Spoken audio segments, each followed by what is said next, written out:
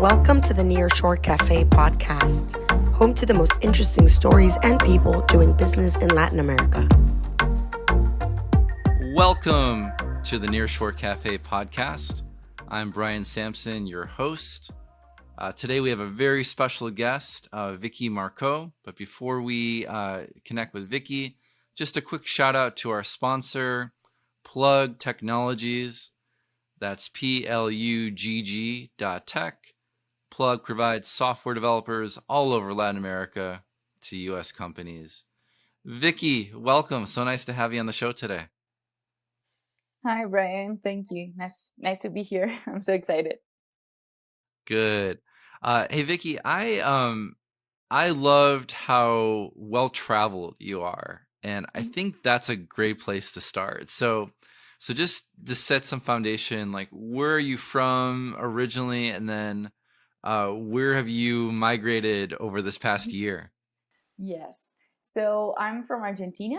I've lived in Buenos Aires my whole life, but during the past months, pretty much, I've been working full remote since 2018, and I've always liked to travel, so I can travel. I can work wherever, and I've been taking advantage of that since since this year.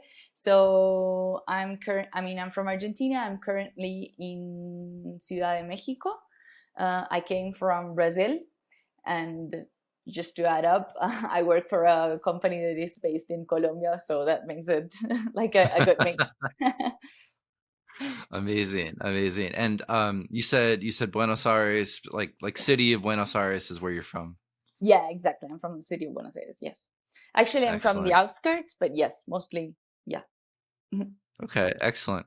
Now, much of our listening audience knows Buenos Aires and Argentina, but for those that don't, maybe what are some things that someone who's never been to Argentina before, and Buenos Aires in specific, what should they know? Like, what are the couple of things that you'd want them to know? That's a good question. I think it's an amazing city. I love Argentina. I love Buenos Aires. It's great. You have like great food, great wine, great people. People are fun. Everybody loves to have a good time, and they're like really welcoming. It's a really like open culture. But mostly we're well known for our for our wine and our asados. Asado is like a barbecue, I guess. But I don't know. I guess the meat is really good. I don't eat that much meat, so I wouldn't know. But everyone is like obsessed around Argentinian meat, so I guess we have to give them some credit. And it's really nice. It has a really good like cultural offer. You can always see like bands and art. So it's a really interesting place to be. And yeah, mostly I guess culture and food. We also have tango, which is really famous, which is this dance. That's from Buenos Aires. It's not from the rest of Argentina. In the rest of Argentina, what they dance, the traditional dances are called folklore, and they've got nothing to do with tango. And I like them like much more. Okay, great. Yeah, as a tourist in Buenos Aires, we would always see the tango shows in the plazas, especially in San Telmo, in Boca, around there.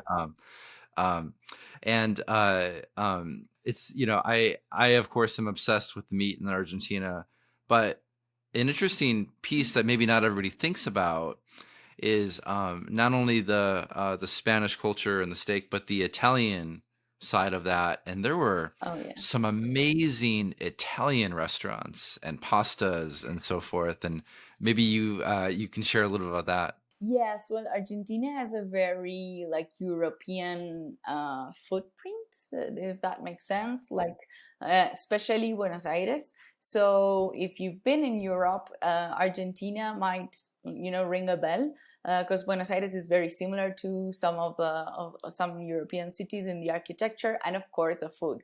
So it's really like in the DNA of our culture, because During the end of the Second World War, we had a lot of immigration from Spain and Italy, mostly. So it's pretty recent, so many people have, like many people my age, have direct Italian, abuelos,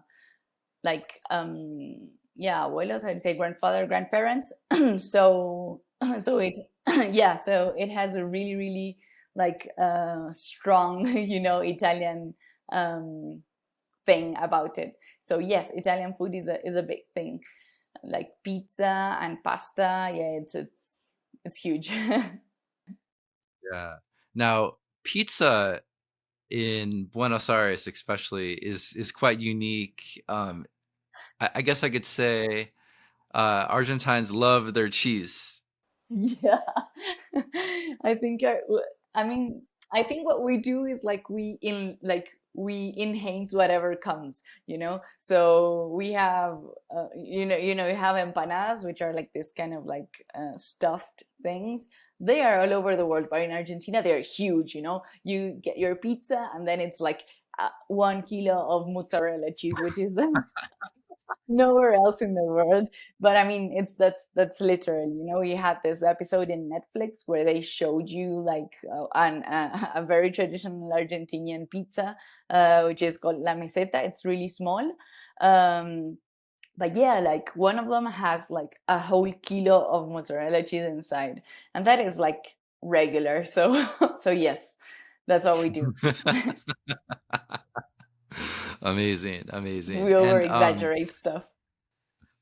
yeah, and as you mentioned, the Italian ancestors and the heritage. I once heard someone describe the Spanish of Argentina as Spanish spoken like an Italian, with like big, as you mentioned, big food, Yes. big hands, big expressions. Yes. It's Yes, a very I talk a lot expressive with my society. hands. Yes, we do that a lot, and we shout, and we're like, yeah, very effusive. And if anyone has seen images of the last World Cup, it was crazy, and people were like, it was crazy. And yes, I know, like, I think that if you've heard Italian and you hear Argentinian, like the cadence is kind of similar. So yes, Yeah, it's got a very, very yeah, strong I Italian love thing it. going on. I love it. Now, did you see the World Cup from Argentina, or were you in Brazil at that time? Yes. No, no, no. I was in Argentina. It was absolutely Yeah. crazy. They estimated that like maybe 4 or 5 million people were on the streets those days just in Buenos Aires, which is, I don't know. Like the city Yeah. is absolutely not prepared for that. It just worked because everyone was uh, so festive about it that it just worked. Mhm. But it had all the key ingredients to be a catastrophe. It could have been mayhem, but it worked out somehow. Yeah, I remember seeing drone footage of uh, the large avenue, Nueve de Julio, and the Yeah. Obelisco, and there must have been like 2 million people just on this road or something. It was insane. Yes, it was absolutely crazy. And there was like no police, no nothing. Like there were no bathrooms. It was crazy. It was pretty crazy, but it turned out well. Yes. Yeah, that's a fun fact about Argentina. I think we have like well, I don't know now, but at least when I was small, 9 de Julio was, I think, the widest avenue in the world, I think it or still the is. I think it longest. still is the biggest. Yeah, Yeah, yeah, it is. yeah. It I mean, is China's like always you doing you interesting need, things. Yeah, I'm sorry, you need like 2 or 3 stops intervals to that's get right. to get one way. It is That's crazy. right. Yeah, you need to plan that into your trip as you're walking, as you're crossing the avenue. That's for Yeah. sure. Yeah, and you started your marketing career from Argentina before you started to migrate. Yes. Yes. I mean, I've worked from Argentina, yeah, since I got my degree. Actually, that's a fun story. I didn't tell you this before, but I was when I graduated from school, I went for a trip with a friend of mine, and I was sending curriculums as we went, from hostel to hostel. I would connect into the internet. You had to dial in, and it was it was a thing. So I borrowed the computers, and I would send CVs, and I got my first work while I was in Accenture here. But at the interview, I got it while I was in Costa Rica, I think. So so yes, that's how it started. That was my first job. Yeah, but ever since I've been working based in Buenos Aires. And yes, I've worked. I was in an office until 2018. Then in 2019, I left, and I thought it was going to be like something that I would go back to. I didn't know. I didn't know how was my life, out of being in an office. So I thought it was a good in between thing, it'll pass. But for now, I think I'm okay. I had this old chair, and I just bought a a table, and I got my my desk. So it was very rustic. And yeah, I never went back. It's been 5 years, and I don't think I'm ever going back to an office ever again. But yes, before I was in Buenos Aires, even though I didn't go to the office, but I worked from Buenos Aires for a Colombian company for a year and a half, more or less. And before that, I worked for the Argentinian companies from Buenos Aires, but no offices for me. Yeah. One of those companies that I wanted to ask you about is the famous Disney.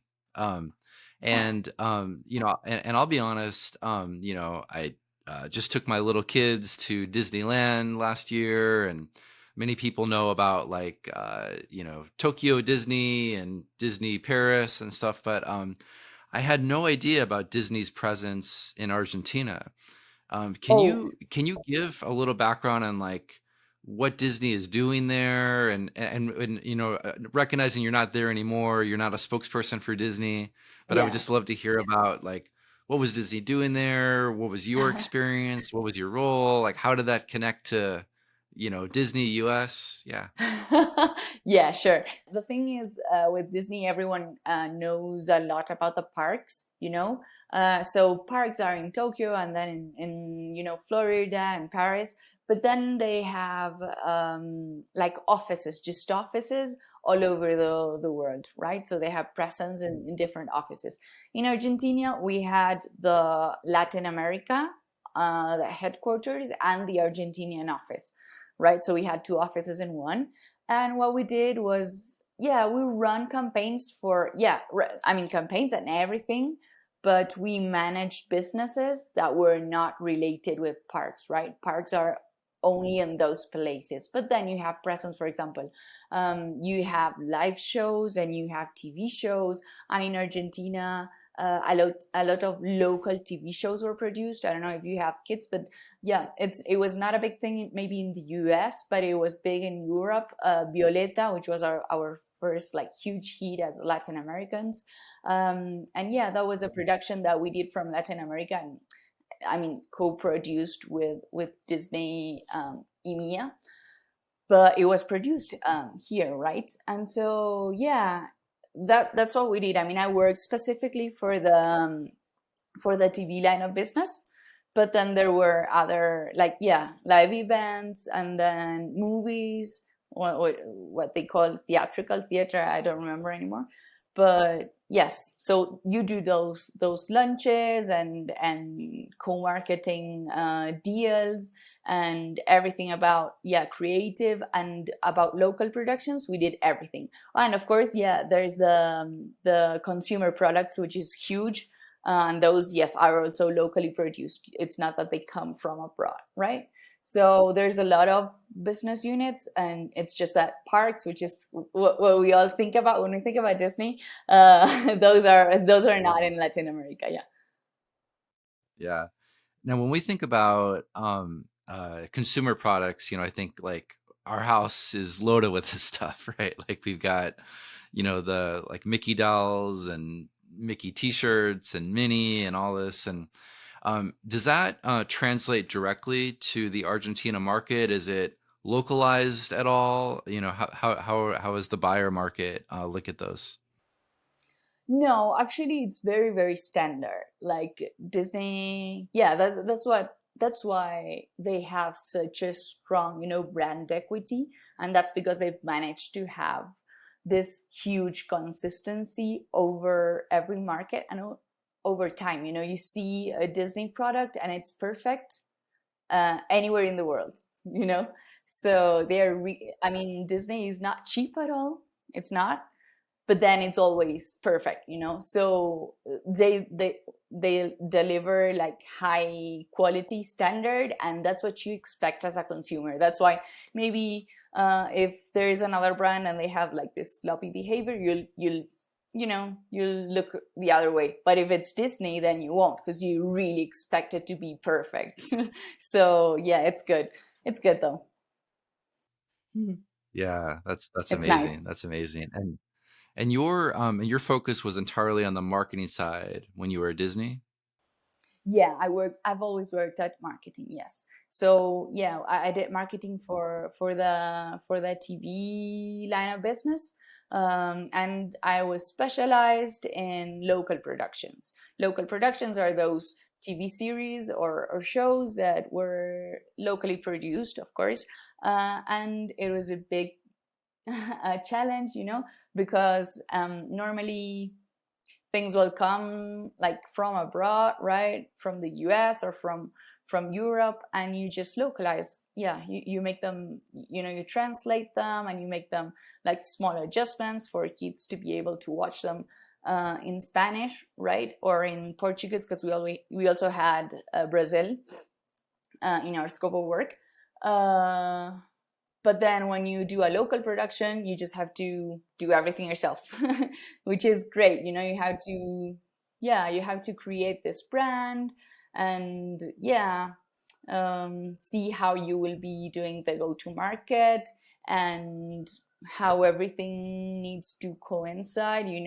The CD launch, the music, the MP3, the live show, the TV show, the stickers, albums, everything needs to be perfectly coordinated. And of course, you wouldn't guess, but in order to have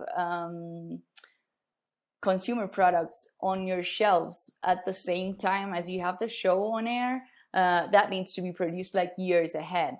So you don't even have like the main character yet, but you need to be defining stuff. So Oh, it's wow. super challenging. Yeah. So That's yeah, so it's huge. interesting. You need to Wow. do like the whole puzzle and just wait for the last piece to come in to just press play and everything starts going on. Yeah, it's Wow. super exciting. That's some serious pressure too. So I know you're used to driving into that. And then your career, if I'm reading it right, migrated a little more into like tech type of world. You're welcome to talk about the companies specifically or broadly, but would just love to hear a little more about what you were working on the last couple of years. Yeah, when I left Disney, I've always been like really curious, and I've always read a lot. I read a lot of blogs, and I like to take courses and like really be up to date with everything marketing wise. I'm sorry, but yes, when I left Disney, I started working kind of like by chance in tech. And I really like fell in love with it.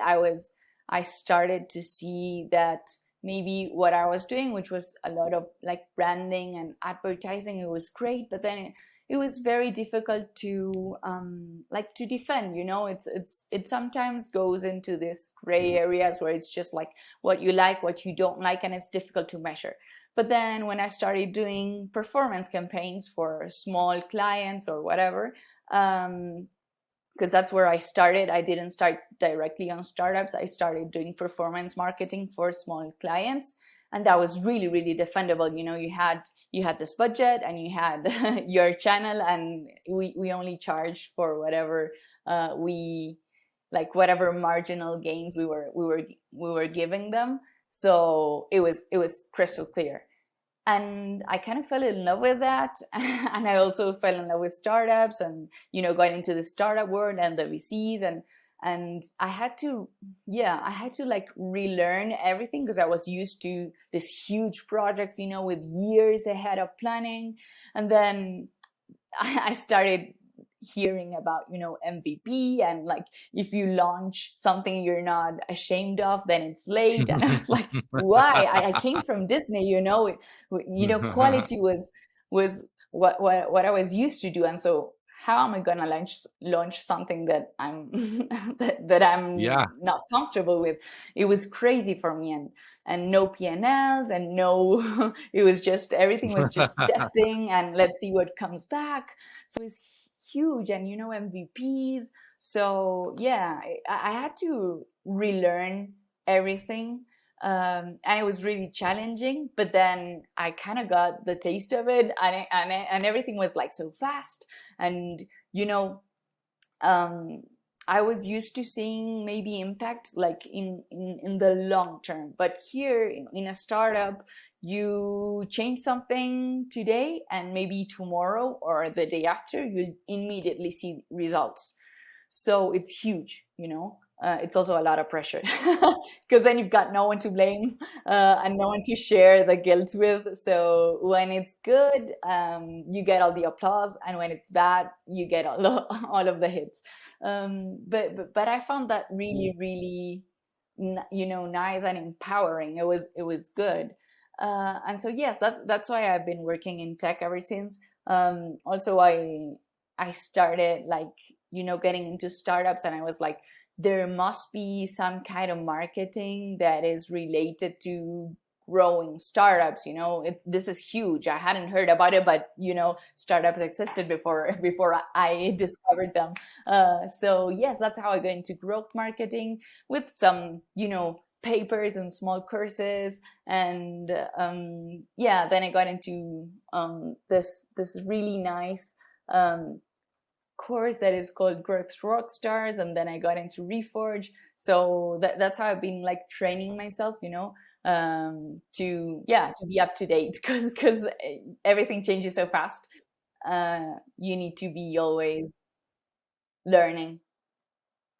And as we talk about the tech scene and the startup scene in Latin America, I'm really interested in your perspective, and especially if we could give our audience a little bit more background.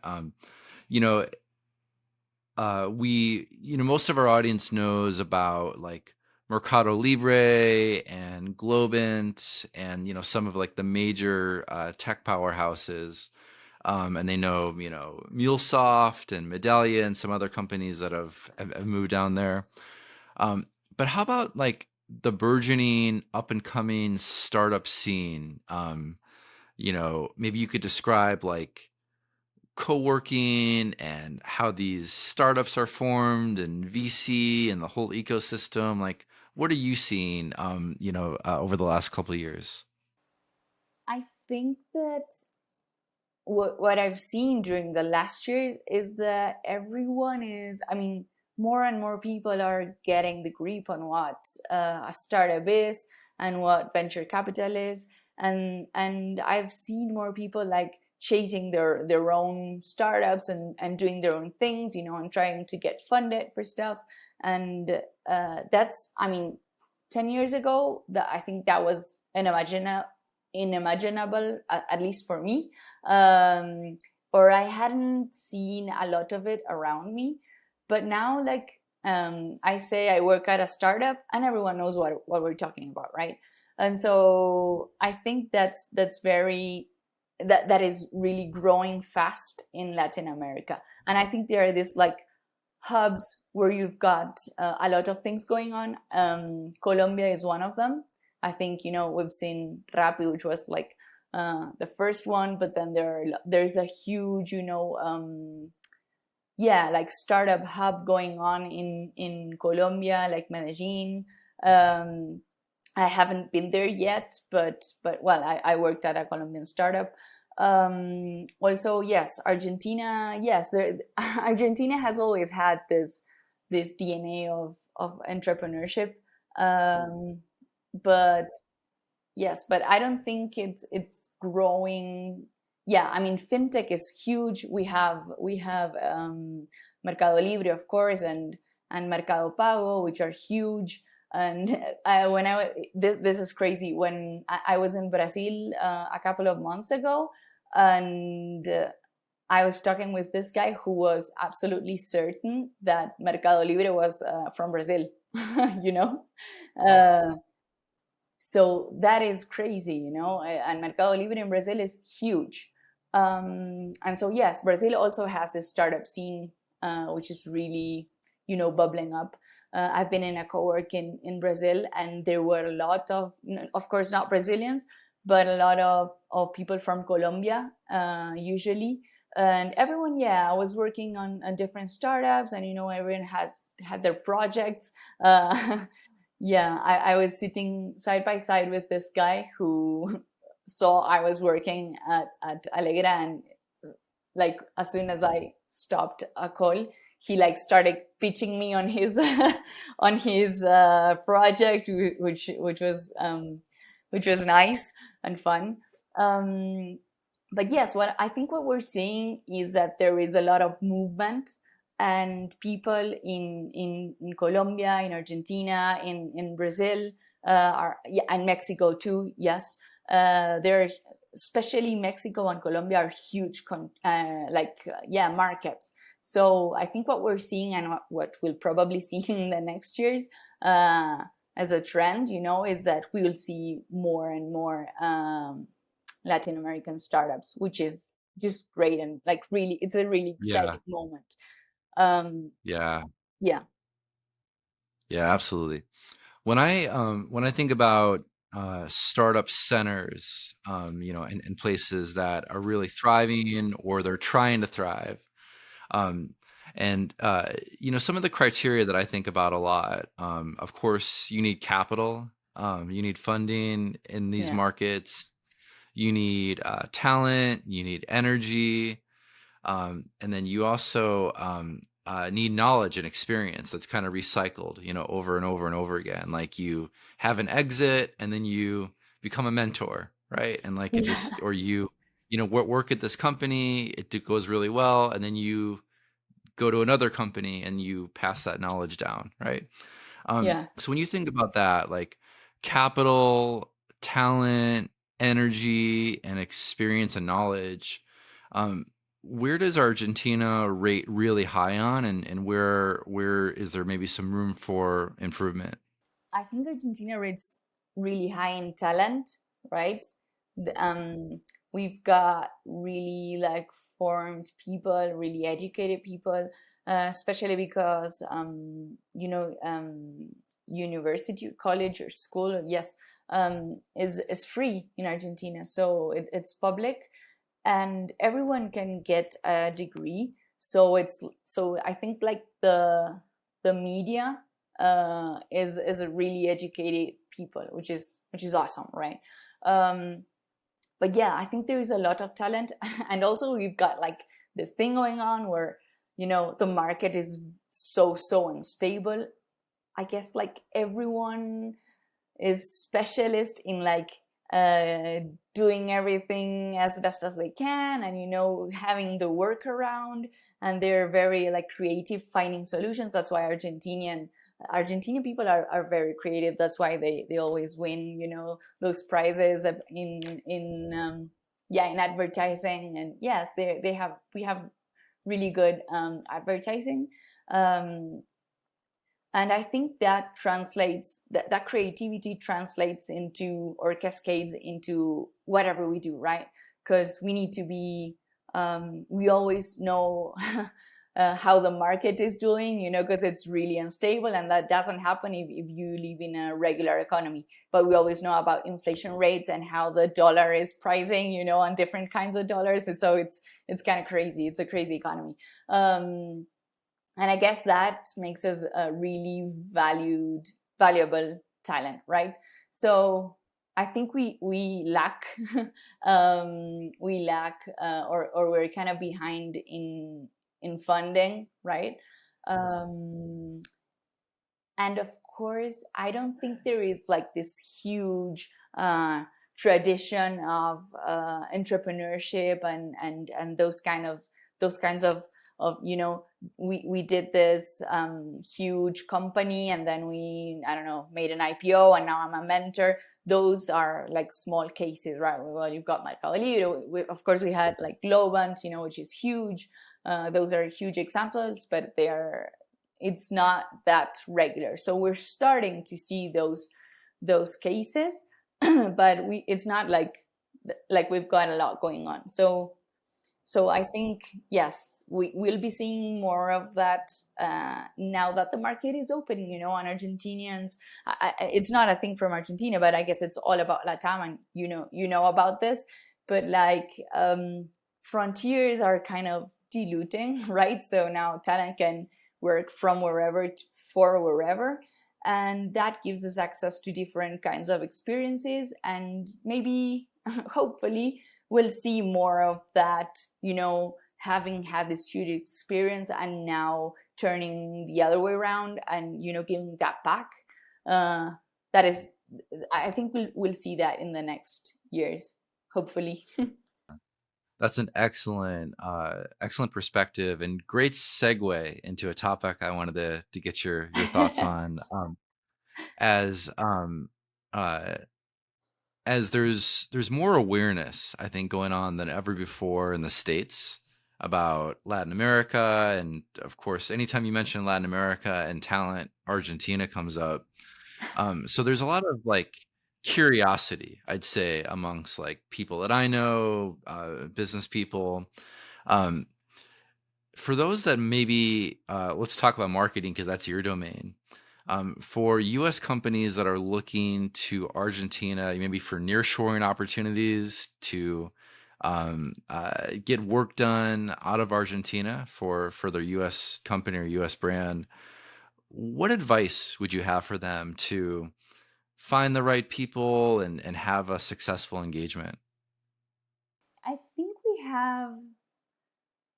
we have this kind of like way, that we tend to be like, kind of like fun. Maybe we're not that structured, and so that may come off as kind of unprofessional. But I think like everyone deserves a chance, I mean, it's happened to me. I've been rejected at jobs because she loves too much. Like, actually, that has happened to me. No, she's going to get bored. She doesn't seem like very professional because she's always, laughing. And I mean, I have a great sense of humor.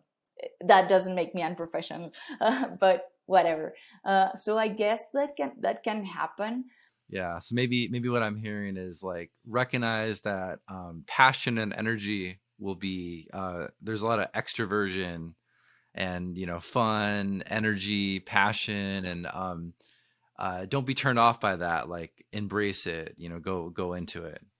Yes, and we are very kind of like direct, especially when you compare Argentinian, kind of like the Argentinian way, with like the rest of Latin America. We're very, very straightforward, and that may come as it may be, yeah, like kind of like breathtaking. It's hard for some people because we have no problem, regarding feedback. So we're very, very direct. And so I think, I mean, from my perspective, that is a really good advantage, right? Because it cuts right through. You'll get you'll get a yes or a no. You won't get something around. Some cultures are more indirect. Japan being like the most indirect, you'll never get a yes or a no, or maybe you'll never get a no. Argentinians will just say like, no, that's not going to happen. And it may come off as rude, but then as the way I say it is just like, you're reducing, like it's time effective, right?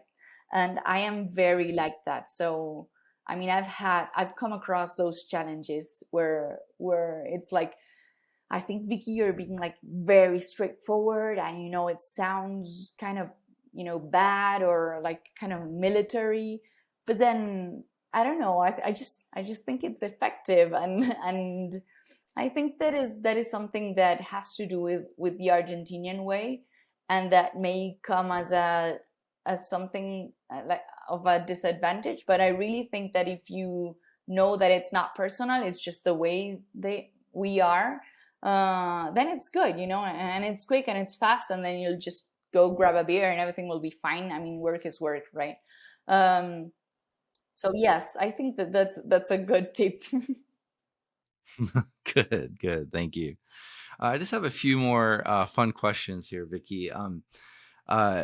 You've obviously traveled quite a bit outside of Argentina. If you could think about the best purchase you've made outside of the country, and we'll say like within a budget of $50 or so, so 0 to 50, what would you say? What would you say is the best purchase? Yeah, I've got that answer. Like, I don't even have to think about it. I bought during that trip, where I told you I was in Costa Rica, like sending Yeah. my CV Hmm. for my first job interviews. I bought this dress in Panama, which was like, I don't know, maybe $12. I still have that dress. I still use it, and Nice. it's perfect, and I love it. I mean, that Amazing. has had the better like return on investment. It was amazing.